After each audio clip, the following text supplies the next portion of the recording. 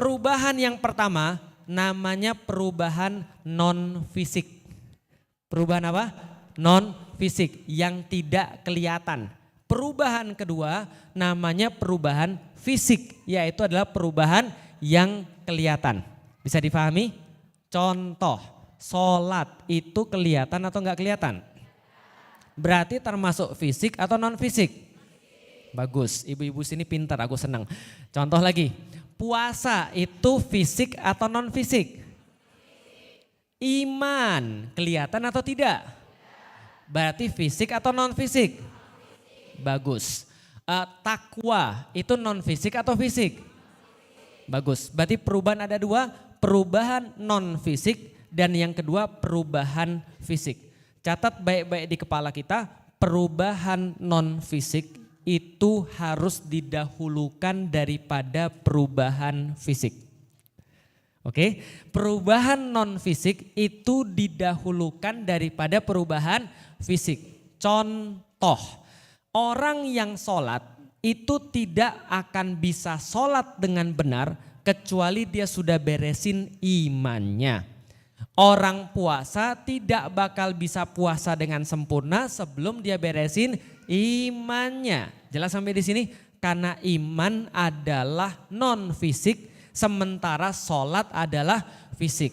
Berarti yang lebih penting non fisik atau fisik? Tapi fisik penting enggak? Penting, tapi lebih penting lagi yang bagus. Aku pengen contohkan. Contoh, menurut ibu-ibu sekalian, kalau ada orang sholat sudah pasti beriman atau belum? Orang sholat udah pasti beriman atau belum? Udah pasti beriman atau belum? Mungkin beriman, mungkin tidak. Paham ya? Berarti belum tentu beriman. Kenapa? Karena orang sholat itu fisik. Tapi kita nggak tahu dia beriman atau tidak. Contoh lagi, orang kerudungan itu sudah pasti beriman atau belum?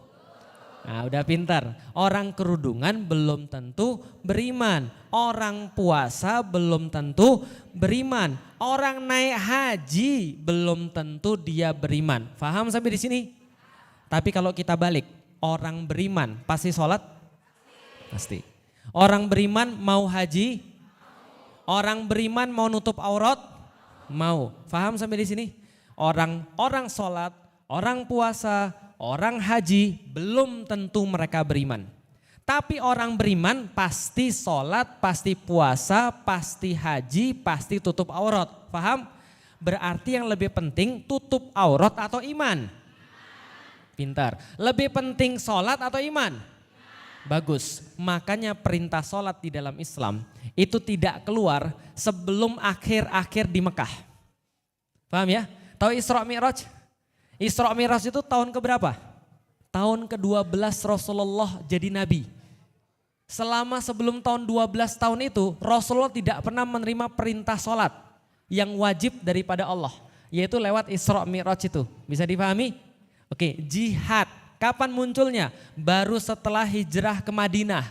Baru jihad itu muncul. Sebelumnya ada perintah jihad? Enggak ada. Puasa. Puasa itu kapan munculnya? Munculnya puasa setelah di Madinah. Sebelum ada Madinah, belum ada puasa. Paham sampai di sini? Berarti yang lebih penting fisik atau non fisik? Kesalahan orang Indonesia, ya sekali lagi ya. Kesalahan orang Indonesia yang dilatih justru fisiknya bukan non fisiknya. Ada 4 perubahan, 1 pemikiran, 2 perasaan, ini namanya non fisik. Ada lagi perbuatan, ada tingkah laku, ini namanya fisik. Kalau Anda lihat orang perbuatannya salah dan tingkah lakunya salah, jangan ubah perbuatan dan tingkah lakunya dulu. Tapi yang diubah adalah pikiran sama perasaannya. Paham sampai di sini? Contoh, ada orang merokok, Anda tidak suka orang merokok. Taruhlah anak Anda merokok, Anda tidak suka anak yang merokok. Anda gampar itu anaknya. Berhenti gak dia merokok? Berhenti. Di depan ibu. Ketika ibu gak ada lagi dia lanjut lagi merokok. Paham sampai di sini? Berarti yang bisa membuat orang berubah itu bukan perbuatannya diubah. Karena itu jadi kayak maksa dia. Tapi yang harus diubah adalah pikiran sama perasaan. Itu yang diajarkan di dalam Islam. Maka Islam menghabiskan waktu 13 tahun dalam mengubah pemikiran dan perasaan manusia. Setelah pemikiran dan perasaannya berubah, semuanya pasti berubah. Contoh, Felix Xiao masuk Islam tahun berapa? 2002. Apakah sebelum Islam dan sesudah masuk Islam wajahnya berbeda? Sama, aku tetap sipit, aku tetap putih dan tetap ganteng, nah, misalnya gitu. Wajahnya nggak berubah, tetap laki-laki juga, nggak ada yang berubah. Yang berubah apa? Yang berubah pemikirannya. Kalau pemikirannya sudah berubah, yang lainnya pasti berubah. Perbuatannya berubah, kerasa sukanya berubah, pilih perempuannya juga berubah, memperlakukan orang tua berubah. Karena yang berubah apa dulu? Pemikirannya. Bisa difahami sampai di sini ibu-ibu sekalian. Oke, kita ambil contoh lagi. Kenapa pemikiran ini diubah lebih penting daripada mengubah yang lain? Lihat di dalam Al-Quran. Ibu-ibu pernah baca Al-Quran terus di atasnya ada tulisan Al-Alaq, Makiyah. Pernah lihat nggak? Apa artinya Makiyah? Ada yang tahu? Bagus. Suratnya diturunkan di Mekah. Ada yang tulisnya Madaniyah. Pernah lihat? Oke, aku mau tanya sama ibu-ibu sekalian nih, apa beda surat-surat Makkiyah sama surat-surat Madaniyah? Oke, surat Madaniyah panjang, surat Makkiyah pendek. Apalagi kira-kira? Oh, diturunkannya di Madinah, kalau Makkiyah di Mekah. Iya betul. Terus apa lagi kira-kira? Isinya, kontennya. Kalau Madaniyah berkaitan dengan iman atau berkaitan dengan hukum? Hukum. Berarti kalau ibu-ibu baca tentang hukum, kemungkinan itu tentang Madaniyah. Contoh, ya ayyuhalladzina amanu kutiba alaikumussyam kama kutiba alal ladzina min qablikum la'allakum tattaqun. Itu kira-kira ayat Makkiyah atau Madaniyah? Karena nyuruh untuk puasa, ngasih tahu tata caranya puasa dan seterusnya. Itu ayat-ayat Madaniyah tentang syariat, tentang fisik atau non fisik. Fisik, bagus. Tapi coba lihat ayat-ayat Makkiyah. Semua ayat-ayat Makkiyah rata-rata pendek lalu berbicara tentang non fisik. Berbicara tentang yang gak kelihatan. Biasanya berbicara tentang yaumul qiyamah. Berbicara tentang kematian. Berbicara tentang Allah yang maha mengendalikan. Keesaan, tauhidnya Allah. Iqra bismi rabbikal ladzi khalaq. Khalaqal insana min alaq, Iqra wa rabbukal akram. Semua yang pendek-pendek. Surat Al-Qiyamah itu Makkiyah. Surat An-Naba itu Makkiyah. Surat Ar-Rahman itu Makkiyah. Semua yang pendek-pendek dan banyak sekali pengingat-pengingat yang berkaitan dengan non-fisik itu adalah ayat-ayat Makkiyah. Maka kalau ngajarin anak jangan mulai dengan bagaimana caranya. Tapi mulailah dulu dengan kenapa Anda harus melakukan ini? Kemarin sudah sedikit kita bahas ditanya jawab kan ya. Kenapa kita melakukan kayak gini? Karena Rasul pun melakukan dengan cara seperti tadi. Mengajarkan kepada anak-anak kenapa? Ibnu Abbas sini deh. Iya gimana ya Rasulullah? Ibnu Abbas kalau mau minta, mintalah hanya pada Allah. Karena kalau seandainya seluruh manusia menghalangi engkau, tapi kalau Allah berkehendak, Allah akan kasih walaupun manusia semuanya menghalangi kamu. Kalau kamu berlindung, berlindunglah pada Allah. Karena kalau seluruh manusia berkumpul mencelakakan kamu, kalau Allah nggak pengen kamu selamat, itu ajaran Rasulullah pada Ibnu Abbas. Itu berarti fisik atau non fisik? Tapi Rasul belum pernah setahu saya bilang, Ibnu Abbas sini ngelihat aku sholat. Kenapa? Karena dimulai dulu dengan non fisik. Orang kalau sudah paham non fisik, maka fisiknya mudah banget. Fisiknya mudah banget. Contoh, Felix Xiao masuk Islam sudah bisa baca Quran atau belum? Belum. Sudah hafal huruf hijaiyah belum? Belum. Jangankan huruf hijaiyah, bulan-bulan di dalam Islam aja saya nggak ngerti. Baru setelah masuk Islam, aku belajar. Setelah masuk Islam, 3 bulan setelah masuk Islam, aku alhamdulillah sudah bisa baca buku bahasa Arab. 3 bulan. Kenapa bisa cepat? Karena aku tahu kenapa aku harus masuk Islam. Kenapa aku harus belajar. Tapi kalau ada orang tidak ngerti kenapa harus belajar, cuma dipaksa saja, maka dia akan pergi ke pesantren, dia ngafal Quran, pulangnya dia nggak ngerti apa yang dihafal. Dia belajar tentang sholat, pulangnya dia nggak mau sholat. Dia kemudian akan pergi, lalu kemudian dia akan belajar baca Quran, pulangnya dia juga nggak mau baca Quran. Kalau dia tidak tahu kenapa. Aku ambil contoh, baru kejadian pagi sebelum aku mau pergi nih. Istriku bilang, Koko sholat duha. Lalu kemudian jawabannya apa? Nah, lihat ya, ini bawa anak ustadz juga anak orang biasa. Anak saya jawab, sholat duha kok setiap hari. Paham maksudnya? Kalau misalnya kita yang terjadi apa? Ngamuk gitu kan ya. Sholat duha kok tiap hari. Kenapa? Karena yang dia pahami sholat duha bukan sholat wajib. Itu yang dipahami. Lihat apa yang di dalam kepala dia, yang di non fisik dia. Sholat duha bukan sholat wajib. Kenapa aku harus sholat duha tiap hari? Itu kan susah. Oke, itu dalam pikirannya. Kalau aku bilang sholat duha sekarang, kalau enggak kurang jajan. Misalnya kayak gitu. Kira-kira dia berubah? Dia sholat duha. Tapi dalam hatinya, sholat terus. Emang sholat bisa ngasih kita rezeki misalnya. Bisa dipahami teman-teman sekalian. Artinya kalau andaikan kita fokus pada yang 3-4, pada perbuatan dan tingkah laku, kita sudah kalah. Tapi fokusnya adalah pada pemikiran. Aku coba ngomong pada, emang Koko kalau makan tiap hari atau tidak? Tiap hari. Nah kalau makan tiap hari, maka kita terima kasih sama Allah juga tiap hari. Dan sholat duha itu adalah terima kasih pada Allah. Kalau seandainya Abi misalnya ngasih Koko makan, Koko terima kasih ke Abi. Allah lebih layak diterima kasihin. Itu yang kita ngomong, walaupun agak kesel juga sih. Ya tapi kita akan coba untuk membenahi bagaimana cara berpikirnya. Bisa dipahami Bapak Ibu sekalian. Jadi kalau ada lihat orang maksiat, kita nggak jadi langsung emosi. Kenapa kita nggak emosi? Karena kita tahu yang salah bukan perbuatannya. Yang salah bukan tingkah lakunya. Tapi yang salah adalah akalnya dan juga dan perasaannya. Aku pernah kasih tahu tentang orang di tempat gelap nyari barang. Sudah pernah kasih tahu? Belum ya? Sekarang aku mau kasih tahu. Di satu ruangan tuh gelap banget. Tapi ada orang bisa ngelihat lewat CCTV yang bisa lihat di dalam gelap. Pernah lihat yang ada inframerah?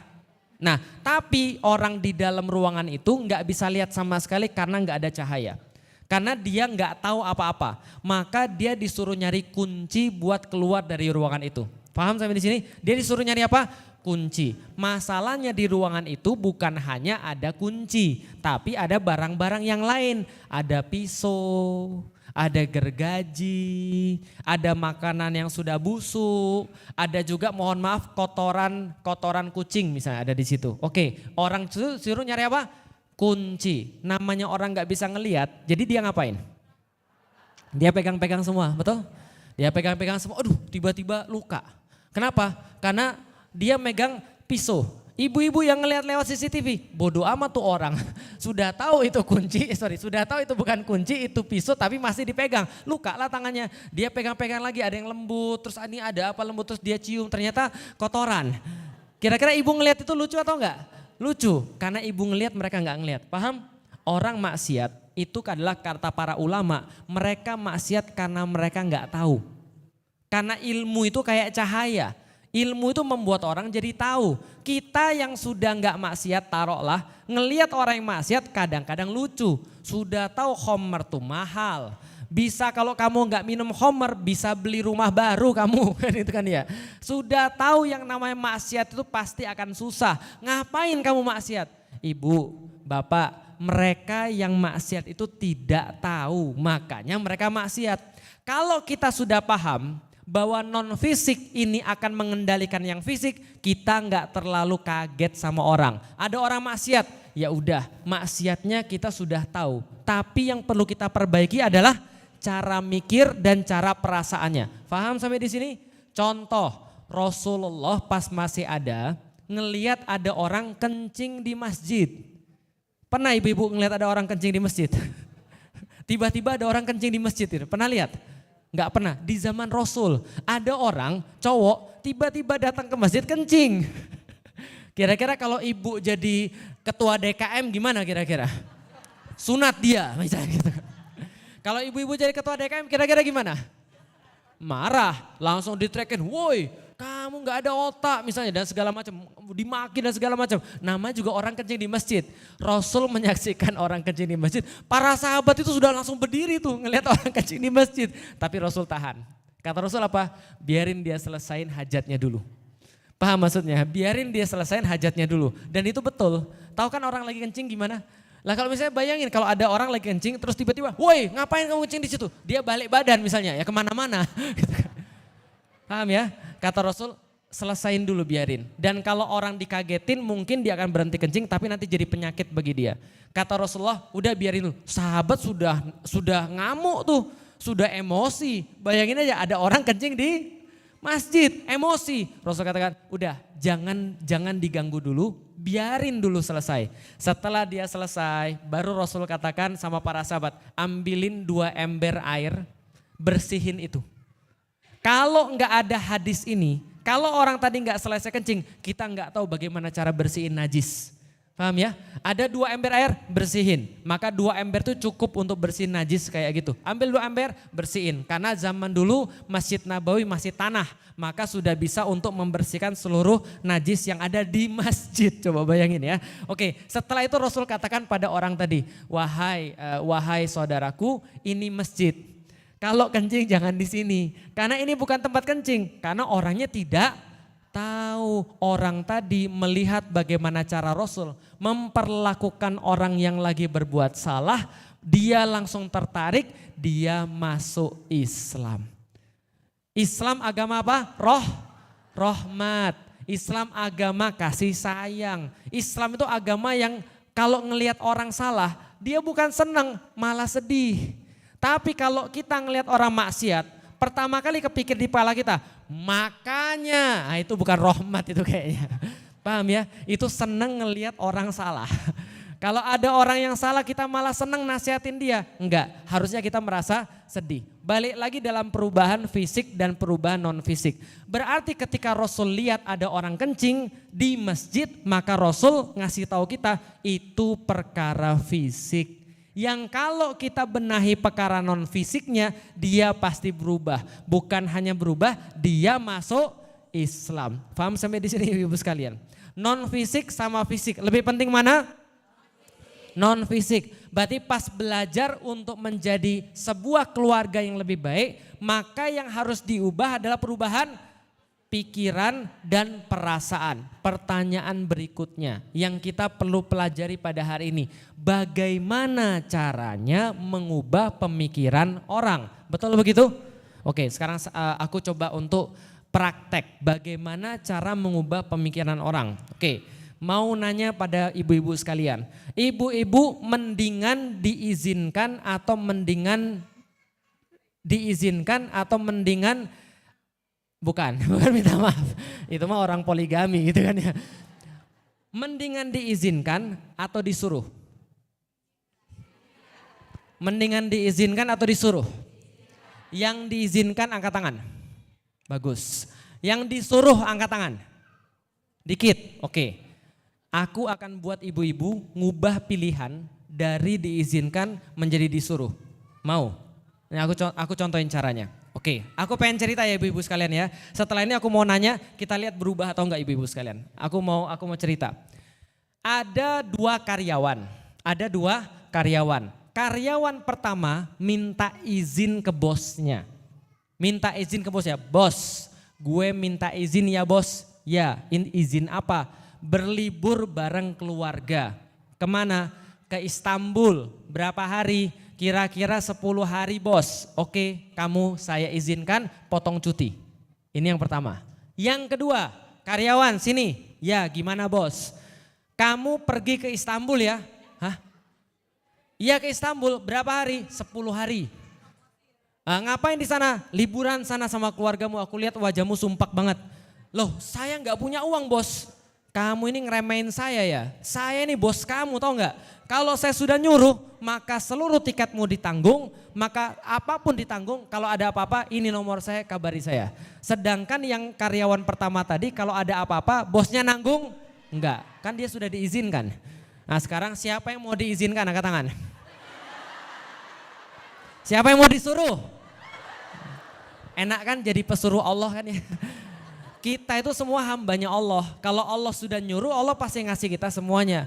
Kenapa ibu-ibu bisa berubah pemikiran? Karena satu, adanya kualitas argumen. Kedua, adanya kuantitas argumen. Oke, satu apa namanya? Kualitas argumen. Yang kedua apa? Kuantitas argumen. Manusia akan berubah kalau dikasih tahu terus ilmu, kalau ilmunya kualitas akan lebih cepat, dan kalau ilmunya terus menerus dikasih tahu akan cepat. Makanya sabar, karena ilmu itu harus berulang-ulang. Di dalam Al-Quran berapa kali Allah ngulang-ulang ayat? Di dalam surat Ar-Rahman, fabi ayyi alai rabbikuma tukadziban. Berapa kali diulang? 31 kali. 31 kali. Pas saya ngafalin surat Ar-Rahman aku bilang gini. Pertama pas ngafalin surat Ar-Rahman aku bilang, bagus juga nih surat. Kenapa? 31 isinya fabi ayyi alai rabbikuma tukadziban. Gak usah dihafal 31-nya. Tapi yang aku bertanya-tanya adalah kenapa diulang-ulang? Sampai 31 kali. Ibu-ibu tahu kenapa diulang-ulang? Manusia itu ndablek. Karena itulah perlu diulang. Nih aku kasih tahu ya. Penelitian marketing mengatakan bahwasanya orang baru akan kepikir beli produk ibu-ibu sekalian kalau sudah lihat 19 kali iklan. Itu baru kepikir, belum beli loh. Berapa kali? 19 kali iklan. Maka di luar sana orang yang jualan saja cuma untuk dapat duit, mereka perlu berapa kali dilihatin orang? 19 kali. Kalau ibu cuma bikin iklan sekali terus ditinggal, itu produknya nggak akan laku. Harus terus menerus 19 kali, baru orang kepikir, baru mau beli. Paham sampai di sini? Ndableknya orang Quraisy lebih parah. 13 tahun Rasulullah berdakwah, masih aja terima kasihnya bukan sama Allah. Sampai Allah ulang 13 kali, fabi ayyi alai rabbikuma tukadziban. Itu kayak seorang ibu nanya ke anaknya, nak mana lagi yang ibu gak penuhin kamu nak?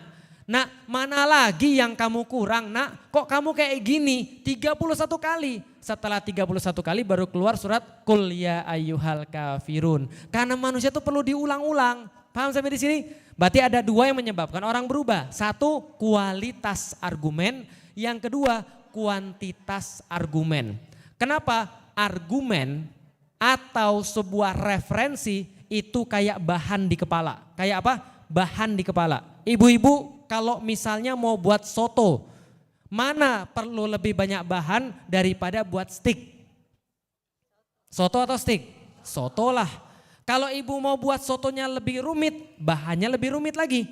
Tapi di dapur nggak ada bahan, bisa buat apa kita?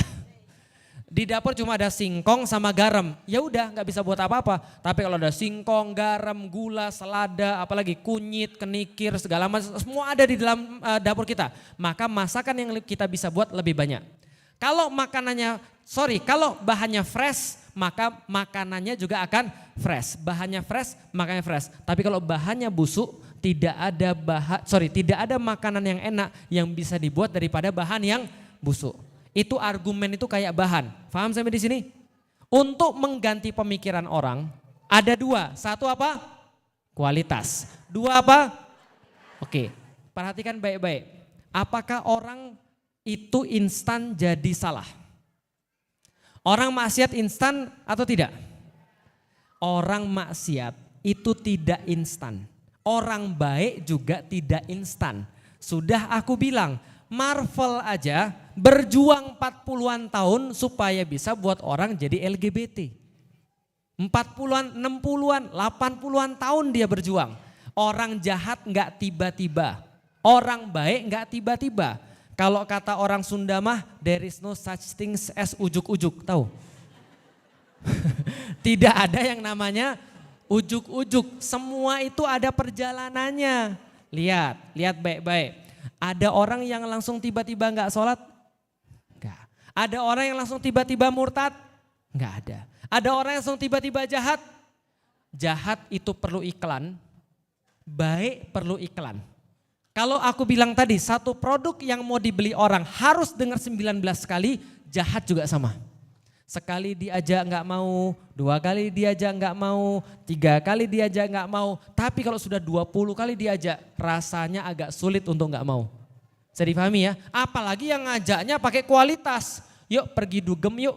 Ah enggak mohon maaf saya lebih sayang sama orang tua saya. Ah lu nggak asik nggak apa-apa gue nggak asik. Yang penting gue tetap sayang sama orang tua. Karena nanti orang tuaku sedih kalau aku pergi dugem. Sekali, besok dugem yuk.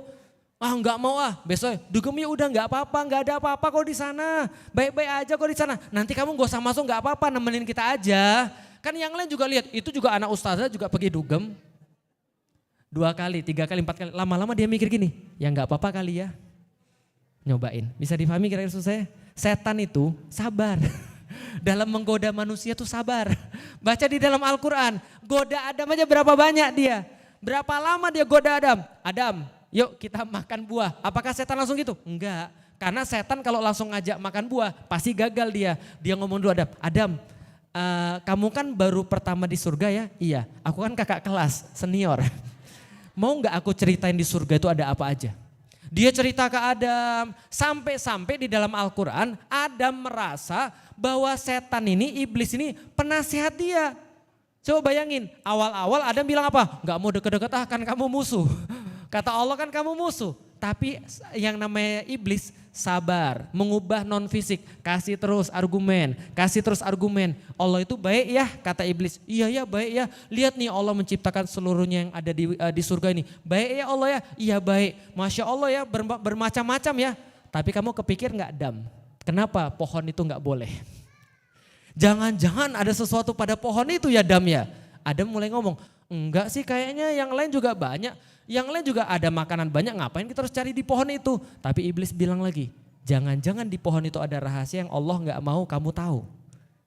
Dan setauku sih kayaknya sebagai penghuni senior, kalau kamu pengen di surga lama, kamu pengen kan di surga? Pengen lah. Kamu di sini mau lama-lama atau sebentar aja? Lama lah. Kalau gitu kayaknya sih rahasianya ada di pohon itu. Kalau kamu makan pohon itu, kamu akan selama-lamanya ada di surga. Mulai ada mikir, kayaknya boleh juga nih, Allah kan maha pemaaf ya, jadi kira-kira gitu. Paham maksud saya kira-kira? Untuk orang jadi baik perlu argumen yang kualitas, perlu argumen yang terus menerus. Itu yang bisa ngubah pemikiran kita. Orang sekali ngomong Islam ke aku gak masuk. 2 kali ngomong Islam, aku gak masuk. Lama-lama orang ngomong Islam tuh selalu mikir, jangan-jangan Islam ini agama yang benar. Orang ngomong, coba pikirin. Kalau seandainya kamu di dalam agama Kristen, ada enggak aturan-aturan dalam bidang pernikahan? Ada enggak kamu diatur dalam bidang ini? Meninggal gimana caranya? Hidup di dunia gimana caranya? Aku bilang iya juga ya, ini enggak dicontohkan. Maka aku berpikir, jangan-jangan Islam ini agama yang benar. Dikit demi sedikit, dikit demi sedikit. Lama-lama aku nyaman dengan orang-orang muslim. Aku punya teman muslim 1-2. Lama-lama teman muslimku lebih banyak daripada teman-teman yang bukan muslim. Artinya referensi aku terima lebih banyak lagi. Argumen yang aku terima lebih banyak lagi. Sampai tingkat ketiga aku satu kos dengan orang-orang muslim. Di rumah kos ada 7 orang muslim, 2 doang yang bukan muslim. Aku dan temanku. Setiap pagi aku ngelihat mereka subuhan. Mereka panggil ustadz kajian di rumah, aku dengar dari kamar. Lalu kemudian mereka beraktivitas, aku lihat. Suatu hari mereka bawa bendera Aroya, bendera hitam tulisan La ilaha illallah Muhammad Rasulullah. Bendera Rasulullah, aku lihat begini, keren banget di bendera ya. Aku nggak tahu apa artinya, yang aku lihat keren aja. Ada tulisan kaligrafinya, terus aku bilang berseloroh, kalau aku megang bendera ini kayaknya aku nggak takut mati. Padahal masih belum muslim. Kenapa? Karena informasi-informasi Islam terus datang ke aku. Mereka punya buku aku baca. Ibu-ibu tahu? Ketika pertama kali aku datang ke Ustadz Fatih Karim, aku bawa buku siapa? Aku bawa buku temanku judulnya Sistem Pergaulan di dalam Islam. Sistem Pergaulan Nizamul Ijtimai. Sistem pergaulan di dalam Islam. Karena aku tertarik, ternyata aku baca, wah keren nih Islam. Pergaulan di dalam Islam diatur. Masa hubungan suami istri aja diatur? Pertama kali aku bawa buku itu, aku tanya sama Ustadz Fatih Karim, Ustadz ini apa maksudnya? Ustadz ini apa maksudnya? Karena referensi-referensi terus ngalir ke aku. Bisa dipahami? Perlahan-lahan tapi pasti aku berubah. Alhamdulillah Allah bukakan hidayah. Karena yang namanya manusia walaupun sebanyak apapun argumennya, Walaupun sekualitas apa argumennya, kalau Allah nggak ngasih yang nggak bisa. Kita udah bahas kemarin. Akhirnya alhamdulillah melalui kesabaran orang-orang muslim di sekitarku, aku bisa berubah. Bisa dipahami sampai dengan sekarang? Islam agama rahmah. Artinya apa? Kita ngubah orang bukan kita paksa. Maka Allah sampaikan di dalam Al-Quran, la ikraha fiddin. Nggak ada paksaan dalam agama. Nggak pernah Islam itu maksa Anda. Islam tidak pernah maksa manusia. Ada yang protes, Ustadz Islam katanya nggak pernah maksa. Tapi kenapa kemarin Ustadz bilang kalau nggak sholat masuk neraka? Itu kan dipaksa. Oke, coba lihat baik-baik, nggak ada yang pernah maksa Anda di dalam Islam. Tapi begitu Anda sudah masuk Islam, Anda harus ikut aturan Islam. Adil atau tidak adil? Contoh, Anda nggak pernah dipaksa untuk masuk ke rumah saya. Tapi begitu Anda masuk ke rumah saya, aturan saya, sepakat? Anda tidak pernah ada yang maksa masuk ke Eropa. Tapi begitu Anda masuk ke Eropa, Anda ikut aturan Eropa. Mau nggak mau, Anda harus nyetir di sebelah kiri, bukan sebelah kanan, gitu kan ya. Anda harus misalnya berbahasa Inggris. Anda nggak ada yang maksa pergi ke Singapura. Begitu Anda sampai ke Singapura, aturan dia. Paham sampai di sini? Islam tidak pernah maksa orang. Tapi ketika orang itu sudah tahu keindahan Islam, maka dia masuk ke dalam Islam dan nurut pada aturan Islam, itu merasa sangat sukarela. Itu kenapa kita harus fokus bangun pemikiran dulu, bangun iman dulu, baru kita naik level kepada bab-bab yang berikutnya. Itu pembahasan pada hari ini tentang fisik dan non-fisik. Yang mana yang lebih penting, fisik atau non-fisik? Fisik penting atau tidak? Penting, tapi lebih penting non-fisik. Non-fisik ada dua, benar. Non-fisik harus ada dua yang diubah. Pertama apa? Yang kedua apa? Perasaan. Gimana cara mengubah pemikiran? Kualitas argumen. Yang kedua? Nanti kita akan lanjut pada pembahasan yang lain. Monggo silakan kalau ada pertanyaan. Tapi sebelum ada pertanyaan ibu-ibu dan bapak-bapak sekalian, karena kita sudah sampaikan, kita pengen untuk menjadi sebuah keluarga, menjadi jamaah benar-benar di Al-Muttaqin ini. Dan kita sudah sampaikan dari awal, kita coba untuk berkontribusi ke masjid. Alhamdulillah kemarin saya sudah ngobrol sama DKM dan DKM menyambut baik dengan rencana-rencana yang pengen kita lakukan. Rencana yang paling dekat akan kita lakukan adalah program Itikaf Ramadan. Dan insya Allah kita akan berusaha semaksimal mungkin untuk bisa melayani para jamaah terkhusus yang di sekitar Masjid Al-Muttaqin. Baik itu adalah anak-anak, baik itu adalah ibu-ibu, baik itu adalah bapak-bapak ataupun siapapun yang memerlukan untuk bisa itikaf di masjid. Maka akan sangat baik sekali ketika kita berusaha untuk berkontribusi kepada masjid. Saya sudah sampaikan kemarin kalau andaikan biaya pengelolaan masjid itu 30-an juta misalnya, maka kalau ibu-ibu sebulan saja berkomitmen ngasih 30.000 itu insya Allah sudah bisa untuk membiayai masjid. Dan ternyata kabar baiknya bukan 30 juta, ternyata 65 juta. Nah, jadi kira-kira gitu. Ya bayangin aja betapa banyak kebaikan yang sudah dikasih masjid ini kepada kita yang kita bisa ambil alih. Karena bagi seorang muslim amanah adalah sebuah kesempatan untuk bisa berpahala, untuk bisa mencari kebaikan lebih banyak. Maka saya persilahkan kepada pengurus daripada majelis untuk bisa mengedarkan kotak infak ataupun pengambilan infak yang sebaik-baiknya dari jamaah sekalian. Ingat, berikan infak yang terbaik. Insya Allah, Allah pasti akan menjadikan infak kita itu sebagai apapun yang kita hajatkan. Apakah itu adalah penghapus dosa kita, apakah itu adalah sebagai penolak bala daripada kita, ataupun sebuah pemenuhan daripada hajat doa-doa kita. Saya selalu bilang, kalau misalnya kita berinfak, kita bersedekah, jangan minta lebih banyak daripada yang kita lakukan. Ya Allah aku sedekah 10.000, mudah-mudahan aku dikasih 100.000. Tidak begitu ceritanya. Kalau mau doa pas infak, doain. Ya Allah mudah-mudahan dengan infak ini aku bisa bangun tahajud lebih baik. Ya Allah dengan infak ini ya Allah anakku bimbing ya Allah. Karena aku gak bisa bimbing dia sendiri. Itu doa untuk infak. Jangan pernah berharap lebih banyak. Wala tamnun tastakthir. Jangan memberikan dengan harapan lebih banyak kata Allah. Tapi berdoalah ketika infak. Saya biasa kalau lagi naktir anak-anak yatim atau lagi naktir orang-orang tahfiz. Saya selalu bilang doain ya semoga anak saya dimudahin hafalan Qur'annya. Doain ya semoga saya bisa dibangunkan oleh Allah di tengah malam untuk bisa berdoa pada Allah dan seterusnya. Nah itu niatan kita untuk infak. Monggo silahkan sebelum kita masuk ke tanya jawab. Silahkan bagi panitia untuk mengedarkan infak dan kita berharap mudah-mudahan dengan infak ini Allah permudah rencana-rencana baik kita yang ada di Masjid Al-Muttaqin. Ahlan wa sahlan.